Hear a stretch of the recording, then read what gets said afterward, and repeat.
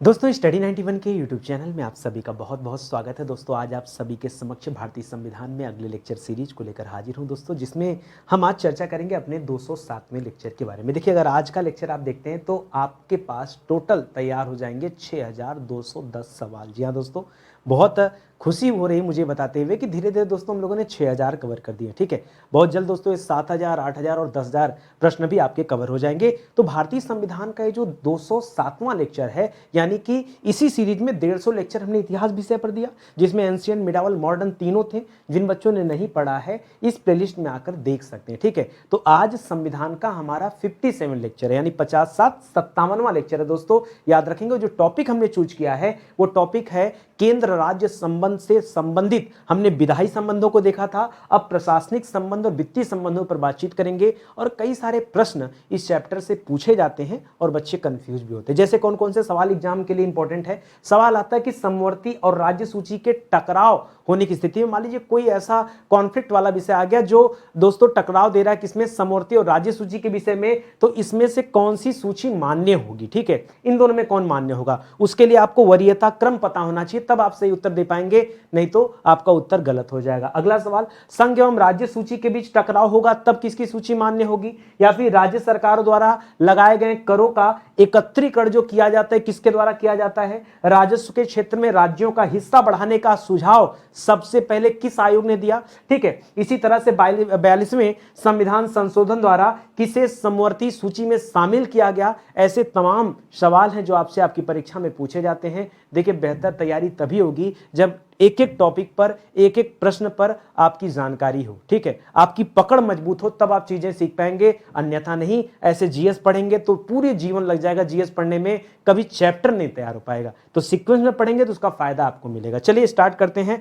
और पढ़ना आरंभ करते हैं। ध्यान दीजिएगा, स्टडी 91 के प्लेटफॉर्म से कई सारे विषय के लिए कोर्स लॉन्च किया गया है, जिसमें हमारा सुपर सेलिंग जो बैच है, अभी तक तो हिंदी का बैच है, अब दोस्तों हमारा हिस्ट्री का जो बैच है ना, ये भी सुपर सेलिंग बैच है। मैं कहता हूं आप विषय को बार बार मत पढ़िए, आप विषय को एक बार पढ़िए, इतनी अच्छे तरीके से कमांड बना लीजिए कि कभी आपको कंफ्यूजन ना हो। ठीक है, अगर आपको इस तरह चाहिए तो आप हमारे इस फाउंडेशन बैच को ज्वाइन करें, जो आपकी स्थिति को बहुत ही मजबूत करेगा। हमारा हेल्पलाइन नंबर है, कॉल करके संपर्क कर सकते हैं। ठीक है, आइए स्टार्ट करते हैं सवालों को।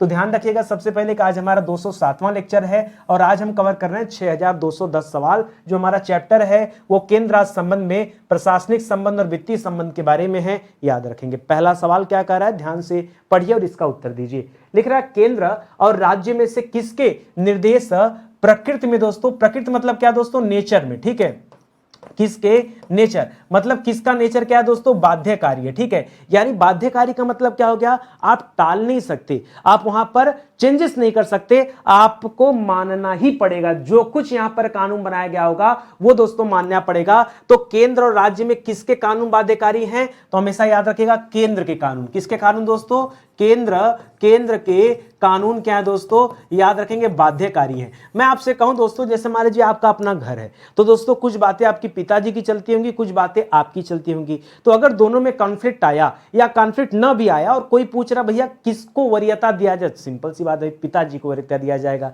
तो राज्य की अपेक्षा केंद्र को वरीयता हर जगह दिया जाता है। और यहां भी हमारा सिंपल सा जवाब होगा कि जब राज्य और केंद्र के कानूनों की बात करेंगे तब हम हमेशा केंद्र के कानून को वरीयता देते हैं, क्योंकि अगर वरीयता नहीं देते तो दोस्तों जब कभी कॉन्फ्लिक्ट आता है तो हम संघ के कानून को या केंद्र के कानून को मान्यता कैसे दे पाते हैं, यानी वरीयता है तभी तो, है कि नहीं। इस चीजों को समझ के चलिए। अगला सवाल लिख रहा, किस अनुच्छेद के अंतर्गत किसी राज्य पर राष्ट्रपति शासन दोस्तों लगाया जा सकता है। दोस्तों राज्य पर राष्ट्रपति शासन के बारे में कहां बताया गया है, अनुच्छेद 356 में बताया गया। ठीक है, कहां पर दोस्तों, अनुच्छेद 356 में बताया गया। ठीक है, देखिए क्योंकि हम पढ़ रहे हैं प्रशासनिक संबंध, तो शासन प्रशासन से यह भी संबंधित सवाल, इसे याद रखेंगे। अगर दोस्तों आप आपातकाल की बात करते हैं, अगर आप आपात उपबंध की बात करते हैं, ठीक है, आपातकाल के बारे में, तो आप पढ़ते हैं दोस्तों आपात उपबंध कहां से लिया गया, हम पढ़ते हैं जर्मनी के वाइमर संविधान से। ठीक है, वाइमर संविधान कहां का दोस्तों, जर्मनी का है, वहां से दोस्तों लिया गया है। और तीन तरह के आपातकाल की बात करते हैं।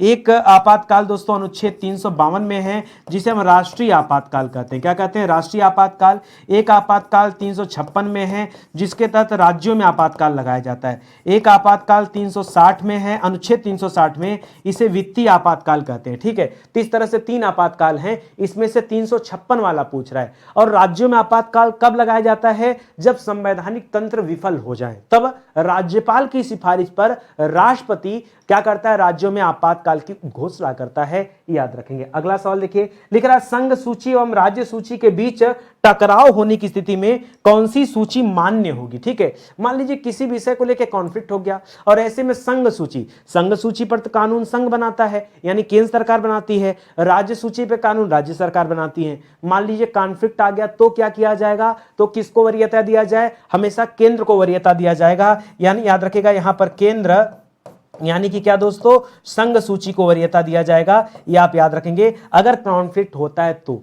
अच्छा, एक सवाल और दे देता है कि अगर समवर्ती सूची राज्य सूची में कॉन्फ्लिक्ट हो जाए तो, जैसे लिख रहा है कि संघ सूची और समवर्ती सूची के बीच अगर कॉन्फ्लिक्ट आ जाए तो एक बात बताओ, वरीयता क्रम आपको पता करना होगा। तो वरीयता क्रम में दोस्तों सबसे टॉप पर नंबर 1 पर याद रखेगा संघ सूची आता है, नंबर 2 पर कौन आता है? याद रखेंगे समवर्ती सूची आता है, और नंबर 3 पर वरीयता में कौन आता है दोस्तों? राज्य आता है। ये दोस्तों क्या है? ये इनका वरीयता क्रम है। क्या दोस्तों? ये वरीयता क्रम है। अगर ये आपको याद है तो कभी आप घबराएंगे नहीं। अब जैसे संघ और समवर्ती की बात कर रहा है तो नंबर 1 वाला चुन ले हम, ठीक है। तो नंबर 1 यानी संघ की चुनाव हो जाएगा यहां पर, ठीक है। तो याद रखेंगे यहां पर संघ सूची हो जाएगा। अगर सवाल कर दे कि समवर्ती सूची और राज्य सूची, तब तो देखिए वरीयता क्रम में समवर्ती राज्य में कौन ऊपर है? समवर्ती ऊपर है। इसका मतलब उत्तर क्या हो जाएगा? समवर्ती सूची। देखिए रटना नहीं है, चीजों को समझना है। जितने बेहतर ढंग से चीजों को समझे रहेंगे उतने आसान तरीके से दोस्तों आप उत्तर दे पाएंगे, नहीं तो फिर उत्तर कभी नहीं निकल पाएगा आपका, ठीक है।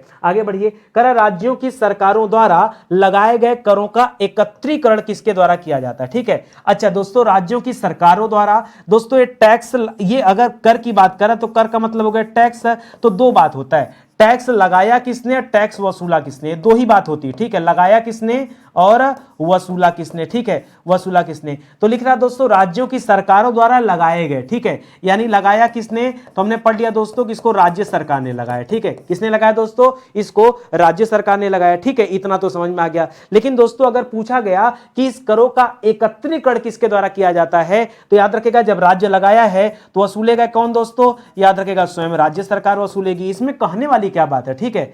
अगर कोई टैक्स राज्य सरकार लगाया है तो उसको वसूलने का अधिकार किसको है? तो स्वयं राज्य सरकार को वसूलने का अधिकार है, राज्य सरकार वसूलेगी, ठीक है। कोई दिक्कत यहां पर?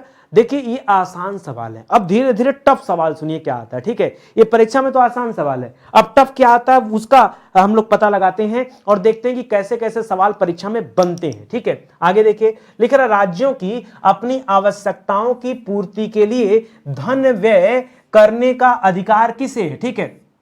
कर राज्यों की अपनी आवश्यकता पूर्ति। अब राज्यों की आवश्यकताएं क्या होती हैं भाई? हर राज्य चाहता है कि हमारा राज्य विकास करे, हमारे राज्य में बढ़िया रोड बना रहे, बढ़िया इंफ्रास्ट्रक्चर हो, ढेर सारी कंपनियां अपनी इन्वेस्टमेंट लेकर आए, हमारे यहाँ बैंकिंग व्यवस्था अच्छी हो, कम्युनिकेशन अच्छा हो, प्रशासन पुलिस अच्छा हो, हेल्थ अच्छा हो, शिक्षा अच्छी हो, यही सब तो आवश्यकता। बताओ राज्य की क्या आवश्यकताएं होंगी? यही आवश्यकताएं हैं। तो दोस्तों कुल मिला जुला के सवाल ये पूछ रहा है कि राज्यों को अपनी आवश्यकताओं की पूर्ति के लिए जो कुछ एक्सपेंस करना होगा उसका अधिकार किसके पास है? यार जिसको एक्सपेंस करना है उसके पास अधिकार है। अगर आपको एक घड़ी चाहिए तो ये पावर किसके पास है? दूसरा डिसाइड करेगा कि आपको घड़ी चाहिए कि बेल्ट चाहिए कि पर्स चाहिए? आप ना डिसाइड करोगे, तो जिसका खर्च है वही डिसाइड करेगा। क्या इसमें टफ क्या है बताओ मुझे? टफ कुछ नहीं है, लेकिन परीक्षा में जब ऑप्शन देता है ना तो आपको इस तरह सुलझाता है कि आप सोच ही नहीं पाते कि इतना आसान इसका उत्तर हो जाएगा। मैं अपने बचपन की कहानी सुनाता हूँ, ठीक है। एक बार की बात है, मैं क्लास 12th में था, ठीक है। राज्य सरकार, चलिए उत्तर लिख लेता हूँ। तो दोस्तों मैं शिशु मंदिर में पढ़ता था, गोरखपुर में हमारा स्कूल था, सरस्वती शिशु मंदिर, ठीक है, सुभाष चंद्र बोस नगर में, और 12th क्लास था हमारा। और मॉर्निंग टाइम में क्या होता था कि प्रार्थना कक्ष में जाकर के वंदना करनी होती थी। सरस्वती शिशु मंदिर में जो पढ़ा होगा उसे पता होगा, ठीक है। तो वंदना वगैरह करके और इस तरह से हम लोग क्लास में आते थे। क्लास में आने के बाद अटेंडेंस लगता था। तो जो हमारे यहाँ जो क्लास टीचर थे, ठीक है, उनका थोड़ा बिजी शेड्यूल रहता था, तो वो थोड़ा लेट आते थे क्लास में। तो क्या है ना कि वंदना कक्ष से आने के बाद, प्रार्थना कक्ष से आने के बाद थोड़ा शोर शराबा होता था, ठीक है, सब लोग बैठ के टाइम पास। एक दिन हम लोग क्लास में कुछ ज़्यादा हल्ला कर दिए, ठीक है।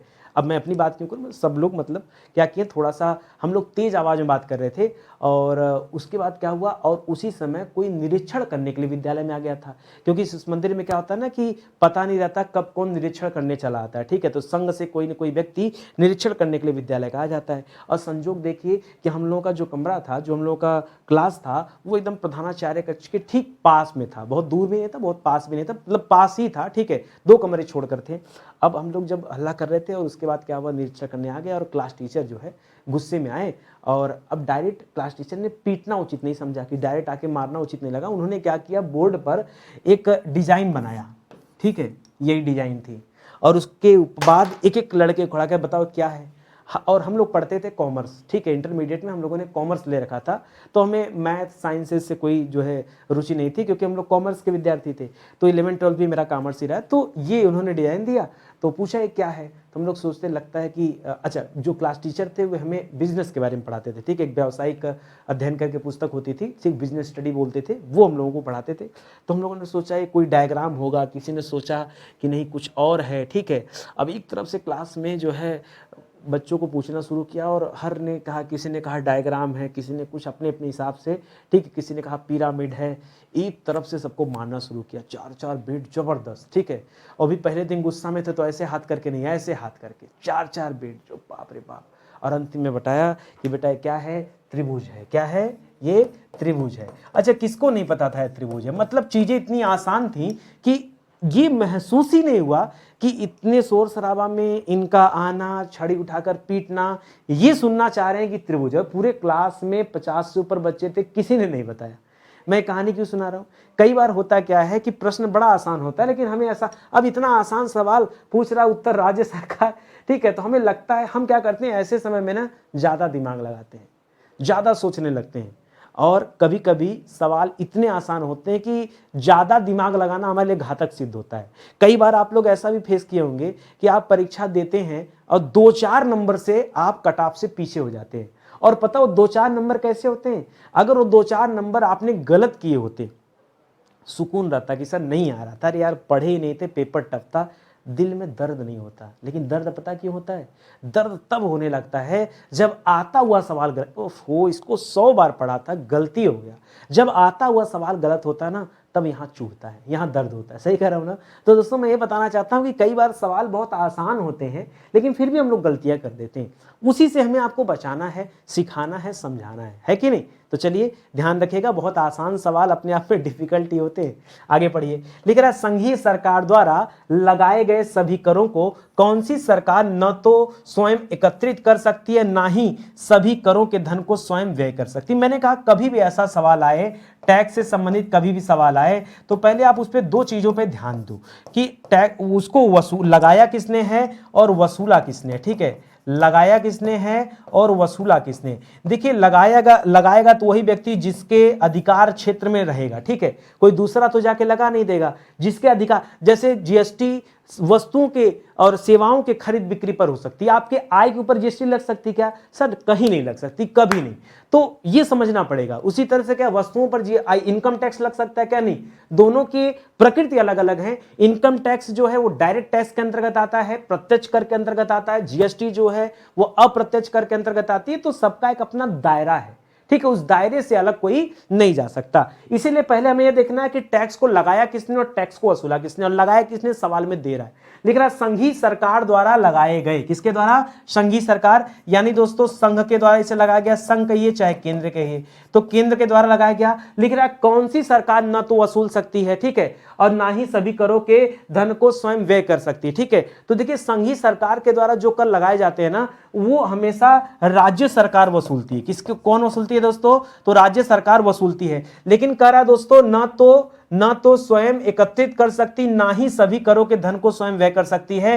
तो याद रखिएगा यहां पर उत्तर होगा संघ, ठीक है, संघ लगा तो सकता है लेकिन संघ वसूल नहीं सकता, ठीक है, नहीं सकता, ठीक है। उत्तर क्या होगा दोस्तों, कौन वसूल सकता है, राज्य वसूलता है, ठीक है, राज्य वसूलता है। तो यहां पर आप अपना उत्तर क्या करेंगे, यहां पर उत्तर अपना थोड़ा चेंज करिएगा, यहां उत्तर लिखिएगा संघ सरकार। क्या लिखेंगे, संघ सरकार, क्योंकि सवाल यह कर रहा है कि कौन सी सरकार नहीं वसूल सकती, ठीक है, संघ नहीं वसूल सकती। टैक्स को वसूलने का काम हमेशा राज्य सरकार करती है और वसूल करके संघ को देती है, और संघ पूरे टैक्स के पैसे को खत्म भी नहीं कर सकती। क्यों? उसमें राज्यों का भी हिस्सा होता है, ठीक है, उनको देना पड़ेगा, पूरा पैसा वो अकेले यूज नहीं कर सकते। ध्यान नहीं देंगे तो लगेगा कि इसकी प्रकृति प्रश्न की बड़ी कठिन है और आप कभी जवाब नहीं दे पाएंगे। तो शब्दों के साथ लड़ना सीखिए, समझना सीखिए, तोड़ना सीखिए, तब आप उत्तर दे पाएंगे। अगला सवाल, केंद्र द्वारा उद्गृहित, ये क्या लिखा दोस्तों? ये लिखा उद्गृहित, क्या लिखा है? उद धन गृहित, मतलब किसके द्वारा दोस्तों उद्गृहित किया गया है? लगाया गया केंद्र के द्वारा, एवं राज्यों द्वारा संग्रहित। संग्रहित मतलब क्या होता है दोस्तों? वसूला गया। तो केंद्र के द्वारा लगाया गया, राज्यों के द्वारा वसूला गया एवं विनियोजित कर, ये किस अनुच्छेद में दोस्तों निहित है? ये इस टाइप के जो टैक्स होते हैं कहां बताए गए हैं? तो जब कभी आप अनुच्छेद पढ़ेंगे तो आप पढ़ेंगे दोस्तों अनुच्छेद 268 के बारे में, जहां इस बारे में दोस्तों प्रावधान किया गया, ठीक है। अब कहेंगे कि क्वेश्चन सर बहुत हाई स्टैंडर्ड का आ गया, क्योंकि सर यही तो हमें नहीं याद होता है, ठीक है, अनुच्छेद हमें नहीं याद होता है। देखिए जब स्टडी 91 में नितिन सर के साथ रहेंगे ना, तभी अनुच्छेद याद होगा। आगे बढ़िए, लिख रहा किस संविधान संशोधन द्वारा व्यवस्था की गई कि सेवाओं पर करों का आरोपण संघ सरकार द्वारा किया जाएगा तथा इसका संग्रहण एवं विनियोजन संघ एवं राज्य दोनों के द्वारा किया जाएगा। तभी तो हम पढ़ते हैं कि जो जीएसटी है ये किसके द्वारा दोस्तों ये प्रावधान किया गया? तो अगर जीएसटी के प्रावधान की बात करेंगे तो प्रावधान किया गया संघ के द्वारा। लेकिन अगर दोस्तों आप वसूलने की बात करेंगे तो हम पढ़ते हैं दोस्तों इसमें भी सीजीएसटी होता है और एसजीएसटी होता है, यानी केंद्र का और राज्य का अलग अलग होता है। यानी अगर 18% जीएसटी का दायरा है तो 9% क्या हो जाएगा? बट जाएगा। यही होता है ना, तब मिला के दोस्तों क्या होता है? 18%। ऐसा नहीं कि 18 दोनों पर। तो ये लिख रहा है दोस्तों कि विनियोजन संघ एवं राज्य दोनों द्वारा होता है। ये कहां पर किस संविधान संशोधन में कहा गया? तो याद रखिएगा ये 88वां संविधान संशोधन में बताया गया। कहां पर दोस्तों? 88वां संविधान संशोधन। अब बहुत सारे बच्चों को ही नहीं पता होगा कि 88वां संविधान संशोधन हुआ कब था। याद रखेंगे दोस्तों वर्ष 2003 में हुआ था 88वां संविधान संशोधन, और इसी समय एक अनुच्छेद जोड़ा गया था। अनुच्छेद जो आपने पीछे पढ़ा है उसी में ए जोड़ दिया गया, 268 ए जोड़ा गया था। तो ये सवाल भी याद रखेंगे, ठीक है, 268 ए जोड़ा गया था, इसे भी आप याद रखेगा। बहुत अच्छे अच्छे सवाल हैं, इसी तरह के सवाल आते हैं।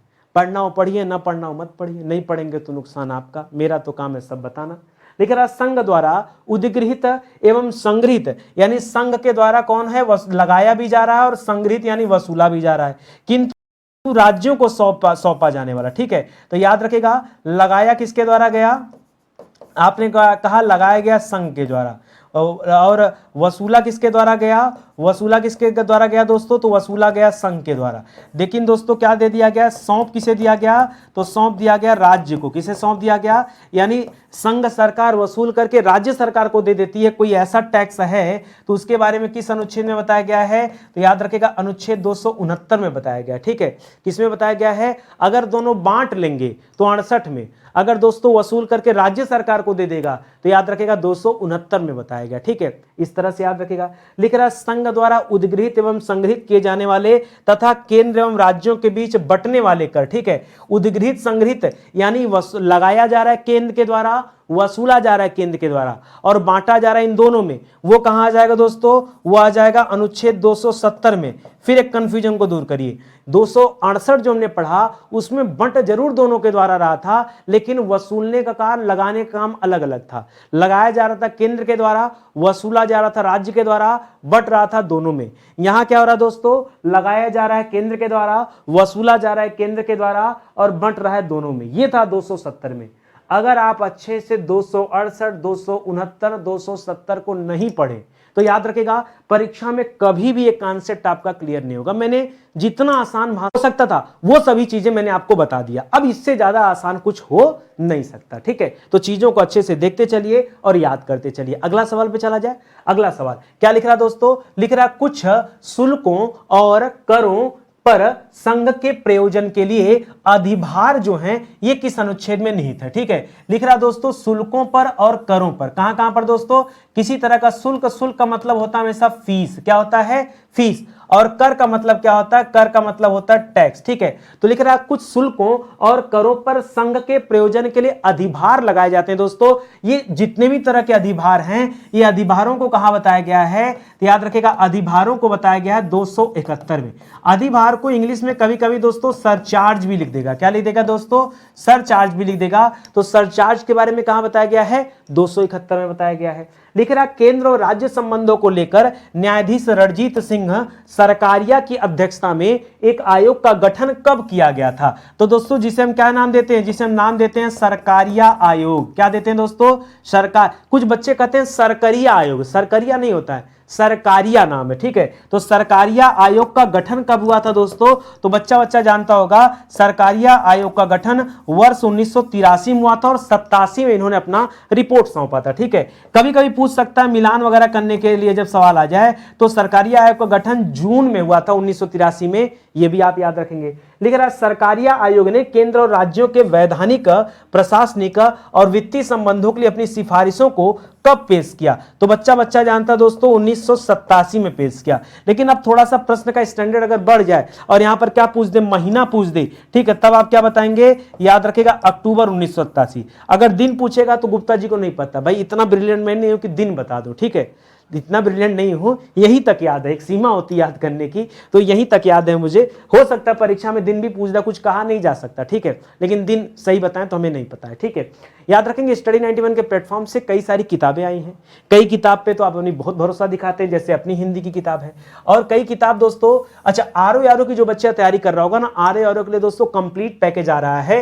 ये आरओ हिंदी है और ये आरओ जीएस है, ये दोनों का कॉम्बिनेशन इतना शानदार है ना, एक बार आप लेके देखना, कसम से आप याद रखोगे इस तरह ऐसी किताब हमने कभी पढ़ा ही नहीं। याद रखिए स्टडी 91 बहुत मेहनत के साथ किताबें बनाता है। इतने दिन से आप मेरी क्लास ले रहे हैं, लेकिन आपको जल्दी किताबों का अपडेट मैं नहीं देता हैं, तभी दे रहा हूं। इसके अलावा जो बच्चे पुलिस परीक्षा की तैयारी करते हैं, याद रखेगा 5 राज्यों की पुलिस परीक्षा के लिए एक किताब। जी हां दोस्तों, चाहे यूपी हो, चाहे बिहार हो, चाहे एमपी हो, चाहे राजस्थान हो, चाहे दिल्ली हो, एक ही किताब से पांचों को फतह कर सकते हैं। यह किताब आप ले सकते हैं उसके लिए, ठीक है। बाकी अगर किसी तरह का इंफॉर्मेशन चाहिए तो हमारा हेल्पलाइन नंबर है, कॉल करके संपर्क कर सकते हैं। नीचे डिस्क्रिप्शन में मैं बुक का लिंक दे दिया, वहां से आप जाके परचेज भी कर सकते हैं, ठीक है। अगला सवाल देखिए, लिख रहा राजस्व के क्षेत्र में राज्यों का हिस्सा बढ़ाने का सुझाव ये किस आयोग ने दिया था। राजस्व के क्षेत्र में राज्यों का हिस्सा ज्यादा होना चाहिए, यह सुझाव दोस्तों सबसे पहले सरकारिया आयोग ने ही दिया था। किसने दिया था, सरकारिया आयोग की जब रिपोर्ट आई थी दोस्तों, सरकारिया आयोग की जब रिपोर्ट आई थी, और रिपोर्ट कब आई थी दोस्तों, आपने पढ़ा रिपोर्ट आई थी अक्टूबर 1987 में, तभी दोस्तों यह सुझाव दिया गया था, ठीक है। किसके द्वारा, तो रणजीत सिंह सरकारिया जो कि पूर्व में न्यायमूर्ति रह चुके, उनके द्वारा दिया गया था। लिख रहा सरकारिया आयोग ने केंद्र तथा राज्यों के बीच किस कर के उचित बंटवारे के लिए संविधान में संशोधन करने का सुझाव दिया था। तो सरकारी आयोग ने कहा था भाई कि केंद्र और राज्यों के बीच में जो कॉर्पोरेट टैक्स होता है, कौन सा टैक्स दोस्तों, जो कॉर्पोरेट टैक्स होता है, कॉर्पोरेट टैक्स को हम कहते हैं निगम कर। क्या कहते हैं, निगम कर। तो सरकारी आयोग ने कहा था भाई निगम कर का बंटवारा दोनों के बीच होना चाहिए, यानी केंद्र के और राज्य दोनों के बीच में निगम कर का बंटवारा होना चाहिए, और इसके लिए उन्हें संविधान में संशोधन करना चाहिए,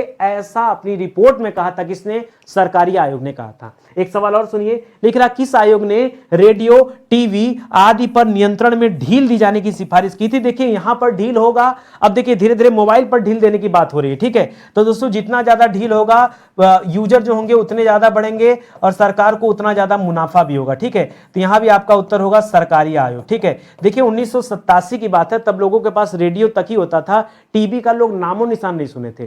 टीवी दोस्तों 1990 के बाद जो है घरों में आना शुरू हुई, गांव में एक आध किसी के पास, बड़े बाबू साहब लोगों के पास कभी टीवी हुआ करती थी, वरना ये चीजें याद रखेंगे। तो यहां पर ढील दी जाने की बात सबसे पहले सरकारी आयोग ने ही अपनी रिपोर्ट में बताया था। लिख रहा किस आयोग ने कहा कि किसी भी न्यायाधीश को उसकी स्वीकृति के बिना एक उच्च न्यायालय से दूसरे उच्च न्यायालय में स्थानांतरित न किया जाए। अभी क्या होता है, कौन कौन स्थानांतरित कर सकता है, तो हम पढ़ते हैं राष्ट्रपति। राष्ट्रपति दोस्तों किसी एक न्यायाधीश को अन्य न्यायालय में जो स्थानांतरित कर सकता है, लेकिन पहली बार दोस्तों यहां सरकारी आयोग ने कहा नहीं, ऐसा नहीं होना चाहिए। इसके लिए एक बार एक बार उसका सुझाव जरूर लेना चाहिए, ऐसा भी सरकारी आयोग ने अपनी रिपोर्ट में कहा था। ये सभी सवाल मैं इस तरह से आपको क्यों पढ़ा रहा हूं, जनरली आप इस तरह के सवाल कभी नहीं पढ़ेंगे, सरकारी आयोग के बारे में कभी नहीं पढ़ेंगे, लेकिन हम पढ़ते हैं कि बार बार परीक्षा में बस एक ही सवाल आता है, सरकारी आयोग की अध्यक्षता किसने किया, ये कब बना, अपनी रिपोर्ट किसने दिया। हर बार एग्जामिनर इसी 3 सवाल में घूमता है। अगर कोई एग्जामिनर इस तरफ घूम गया तो बताओ किसी बच्चे को याद होगा क्या कि सरकारी आयोग ने सिफारिश दिया था। चाहे यहां की बात कर ले, चाहे न्यायाधीश ट्रांसफर करने की बात कर ले, चाहे राजस्व को बांटने की बात कर ले, क्या याद रहेगा किसी को, या निगम कर को बांटने की बात कर ले? नहीं, क्योंकि लोगों ने तो पढ़ा ही नहीं, तो सवाल तो गलत होगा। लेकिन आप गलती मत करेगा, इसलिए मैं आपको अपडेट करके चल रहा हूं, ठीक है। आगे बढ़िए। लिख रहा देश की एकता तथा अखंडता के लिए त्रिभाषा सूत्र, ठीक है, त्रिभाषा सूत्र को सभी राज्यों में लागू करने के लिए प्रभावी कदम उठाए जाने की सिफारिश किस आयोग ने किया था। हर बार तो आप जानते हैं दोस्तों एक ही उत्तर है, सरकारी आयोग। क्यों? क्योंकि आज की क्लास में दोस्तों हम लोग सरकारी आयोग की सिफारिशों से संबंधित तमाम सवालों को देख रहे हैं, और ये सभी सवाल आने वाली परीक्षा के लिए महत्वपूर्ण है। एग्जामिनर के लिए यहां से एक क्लू मिल गया कि हाँ भाई ये सवाल भी हम पूछ सकते हैं, है कि नहीं। लिख रहा किस आयोग ने कहा कि राज्यपाल ऐसा व्यक्ति होना चाहिए जो सामान्य रूप से या विशेष रूप से नियुक्त किए जाने के पहले राजनीति में सक्रिय भाग न ले रहा हो, मतलब राजनीति में सक्रिय न हो। अच्छा, ऐसा क्यों कहा गया? ऐसा इसलिए कहा गया कि अगर कोई राजनीति में सक्रिय व्यक्ति होगा और उसे राज्यपाल बना देंगे तो हमेशा अपने लोगों को फायदा देगा, हमेशा अपनी पार्टी का हित चाहेगा। लेकिन राज्यपाल ऐसे व्यक्ति को नहीं बनाना चाहिए। राज्यपाल किसी नॉर्मल सामान्य व्यक्ति को बनाना चाहिए जो भारत की एकता अखंडता के बारे में विचार कर सके, लेकिन वो किसी तरह से राजनीति में सक्रिय ना हो, ये आप याद रखेंगे। लेकिन कहां इतनी बातें कोई ध्यान देता। तो सरकारी आयोग ने अपनी रिपोर्ट में कई सारी ऐसी बातें बताई जिन्हें सरकार ने कुछ तो माना और कुछ को माना भी नहीं, लेकिन अगर माने होते तो इससे देश की दशा, दिशा और स्थिति सब पर प्रभाव पड़ता। ये आप भी जान रहे हैं। कितना अच्छा सवाल है ना। चलिए आगे बढ़ते हैं, अगला सवाल देखिए। लिख रहा है सरकारी आयोग ने राज्यपाल के रूप में किसी व्यक्ति का चयन करते समय किससे प्रभावी सलाह लेने की प्रक्रिया को संविधान में शामिल करने का सुझाव दिया कि जब किसी व्यक्ति का चयन किया जाए, किसके लिए दोस्तों, राज्यपाल बनने हेतु चयन किया जाए, तो हमेशा राज्य के मुख्यमंत्री से सुझाव जरूर लिया जाए। किससे? राज्य के मुख्यमंत्री से। अभी क्या होता है दोस्तों, अभी क्या होता है, अभी किससे सुझाव लिया जाता है? तो आप पढ़ते होंगे दोस्तों कि राज्यपाल की नियुक्ति राष्ट्रपति करते हैं और राष्ट्रपति केंद्र सरकार की सुझाव लेते हैं। खास करके केंद्र में जो मंत्रिमंडल है, ये उस मंत्रिमंडल से सुझाव लेते हैं। क्या राज्यों के मुख्यमंत्री से भी सुझाव लिया जाता है? नहीं। अगर राज्यों के मुख्यमंत्री से सुझाव लिया जाता तो क्या दिल्ली में उपराज्यपाल और दिल्ली सरकार के बीच में जो कॉन्फ्लिक्ट है वो आता? क्या नहीं आता। दोनों मिल बांट कर काम कर लेते, दोनों ढंग से काम करते। लेकिन इस बात को नजरअंदाज किया गया। देखिए हर सिक्के के दो पहलू होते हैं। आपके दिमाग में भी आ सकता है कि अगर मुख्यमंत्री से सलाह लिया जाता तो मुख्यमंत्री का कोई व्यक्ति होता। नहीं, ऐसा कहां कहा गया भाई। मुख्यमंत्री से सलाह लेने की बात की जा रही है, मुख्यमंत्री के पार्टी का कोई व्यक्ति राज्यपाल हो जाए ऐसा थोड़े कहा जा रहा है। बात का बतंगड़ बनाएंगे तो हर जगह बनेगा, नहीं बनाएंगे तो समझिए। देखिए ये जो सरकारी आयोग है ना, ये हमारी आपकी तरह कोई आम व्यक्ति नहीं है। ये न्यायमूर्ति रणजीत सिंह सरकारिया जी ने ये सारे रिपोर्ट में अपने प्रस्ताव रखे हैं। बड़ा सोच समझ करके, बड़ा जो है चीज़ों को ध्यान में रख करके उन्होंने प्रस्ताव बनाया होगा, ये रिपोर्ट तैयार किया होगा, है कि नहीं। तो हर प्लस माइनस पहलू पर उन्होंने अपना ध्यान दिया होगा, तो हमें बहुत ज्यादा दिमाग लगाने की जरूरत नहीं है। लेकिन किस आयोग ने कहा कि राज्यपाल के रूप में नियुक्त किए जाने वाले व्यक्ति को राज्य जिसमें वह नियुक्त किया जाए के बाहर का व्यक्ति होना चाहिए। क्यों बाहर का होना चाहिए? क्योंकि अगर उसी राज्य का व्यक्ति होगा, अपने गांव की बात करेगा, अपने जिले की बात करेगा, अपने जाति के लोगों की बात करेगा। एक दिन मैं ऐसे एक कोटेशन पढ़ रहा था। अच्छा, अभी क्या है कि मैं हमेशा ना विषय पर बातें करता हूँ, तो मुझे लगता है इस कारण बच्चे बोर होते हैं, तो हमेशा कमेंट आता रहता है सर आप और बातें भी क्या करिए।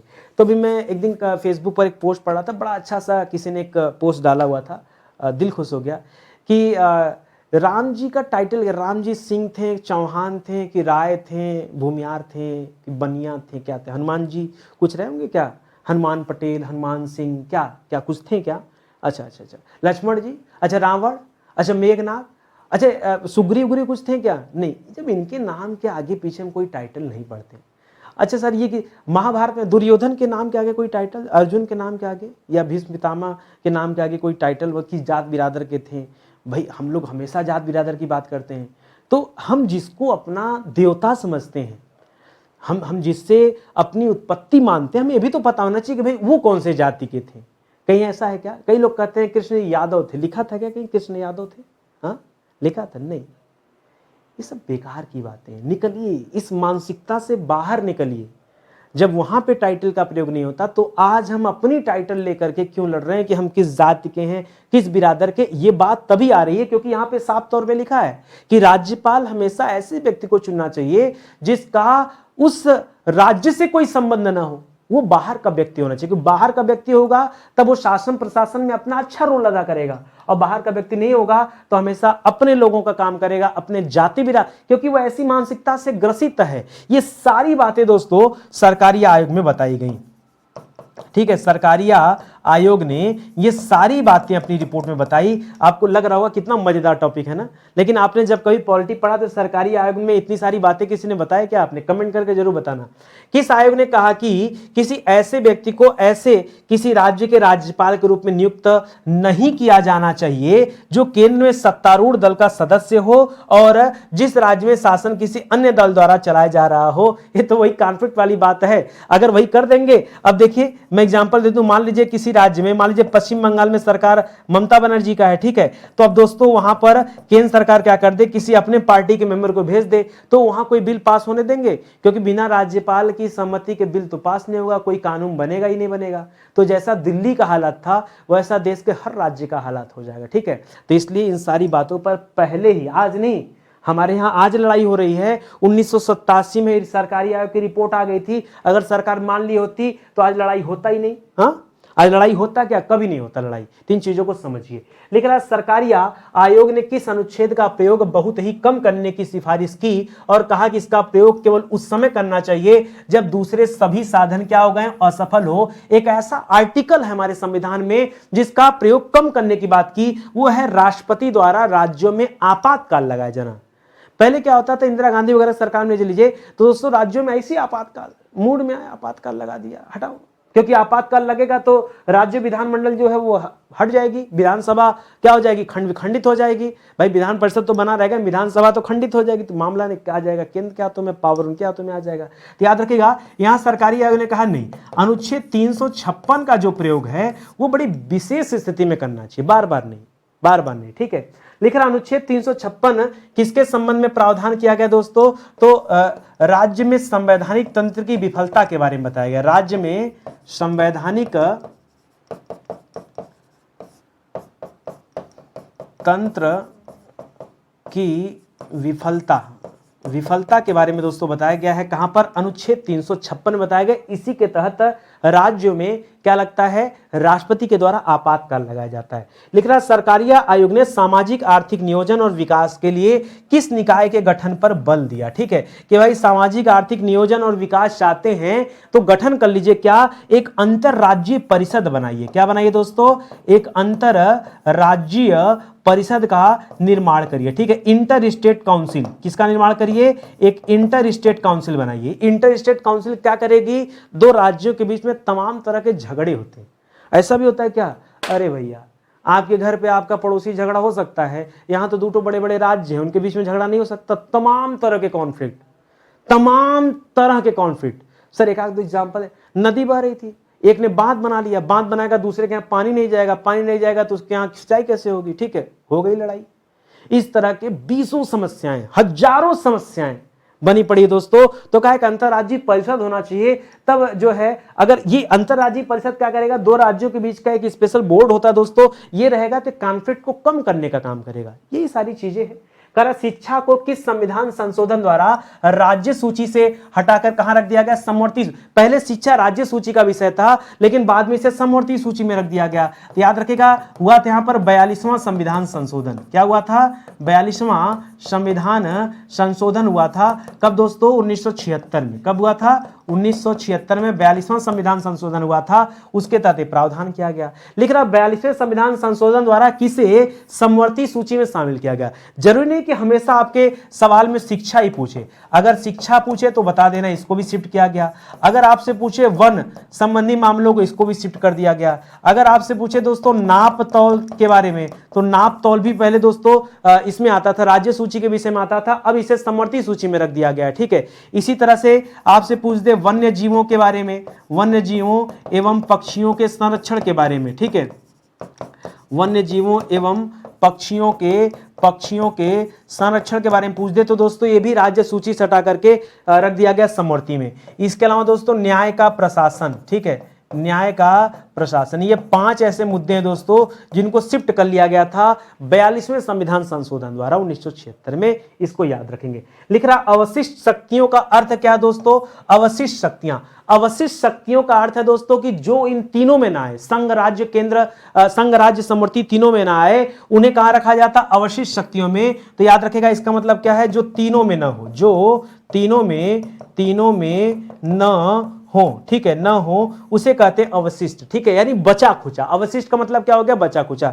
यानी जो तीनों सूची में शामिल नहीं है उन्हीं को अवशिष्ट शक्तियां कहा जाता है। और अवशिष्ट शक्तियों पर कानून कौन बनाता है? संघीय संसद कानून बनाती। कौन? संघीय संसद कानून बनाती है। तो इसे भी आप याद रखेंगे। तो आज की क्लास ये समाप्त होती दोस्तों। ऐसे ही अच्छे से पढ़ते रहिए। प्लेलिस्ट में हर एक विषय पर इसी तरह से हम क्लास दे रहे हैं। सीक्वेंस में चीजें पढ़ेंगे तो बेहतर ढंग से याद रहेगा, नहीं पढ़ेंगे तो आपकी मर्जी है। घूमते रहिए, टहलते रहिए। कभी न कभी तो आएंगे स्टडी 91 पर। जिन्हें सीक्वेंस में चीजें पढ़ना होगा, जिन्हें वाकई सीखना होगा, वो बच्चे आएंगे। ठीक है। जिन्हें नहीं सीखना उनके पास 1000 ऑप्शन है बहाने के। देखिए सफलता चाहिए तो कदम से कदम मिलाकर चलना पड़ेगा, हमारे साथ मेहनत करना पड़ेगा, बाकी आपकी मर्जी है। ठीक है। ऐसे बहुत सारे विषय जो पूरी तरह से पढ़ा दिए गए हैं, ये उन्हीं के हैंड रिटन नोट्स हैं।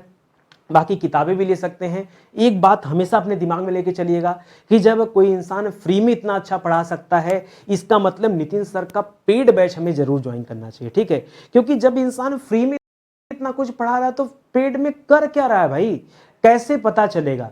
कैसे जाना जाए नितिन सर के बारे में, कोर्स के बारे में? ज्वाइन करना पड़ेगा, कोई रास्ता नहीं। छोड़ो, एक बैच ज्वाइन करो, सेटिस्फैक्शन हो तब अगला ज्वाइन करना, कोई बात नहीं तो। ठीक है। तो मौका दीजिए, जुड़िए हमारे साथ, बेहतरीन तैयारी होगी, विश्वास कीजिए। चलिए आज की क्लास समाप्त होती। मिलते हैं दोस्तों अगले लेक्चर में। तब तक के लिए बहुत बहुत धन्यवाद आपका।